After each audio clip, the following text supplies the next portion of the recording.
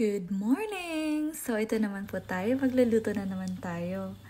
So, today, inayaan po namin lahat ng mga uncle and aunts ni Simon para sa Filipino dinner.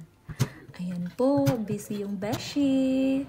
At nag-snow po. Sunday po pala ito ng hapon. So, pinatry po namin sila ng mga exotic food. At sobrang dami ng adobo na pinaluto sa akin. Kasi sobrang nasarapan doon sa Chicken adobo feet, ko. Charot at lang. But this is also skin. So, fruit cocktail. Meron po yan dito sa store nila. Tapos yung iba, binili ko sa Asian store. So, ito po yung lechon belly ko. Kung gusto niyo po yung panoorin yung full video ng lechon belly ko, pumunta lang po kayo sa page ko. Maraming salamat! Very crunchy. Oh my gosh. Ayun na nga, guys. Adobo. Pang barangay. Bulalo. Lata na liver. Chicken feet. Adobo. Good job. So far, kumain naman po sila. Tirinay nila po lahat ng mga exotic food. Siyempre, yung pinasanghay, hindi nawawala.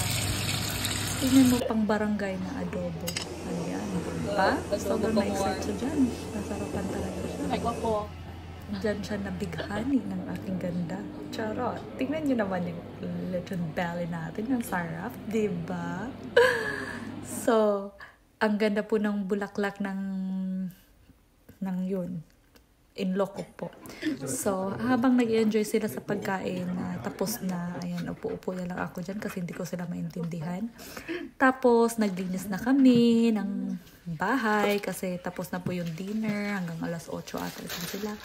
At yung mga aunts ko po, nakareceive ako ng 3 bouquet dito sa panahon na to. Sobrang nag-enjoy na ako. Tapos na-appreciate ko yung bouquet kasi ang ganda. Tapos ayan, it's still snowing.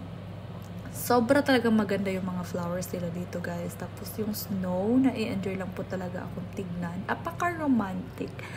Diba? So ayan po yung mga pagkain natin. Ang sarap.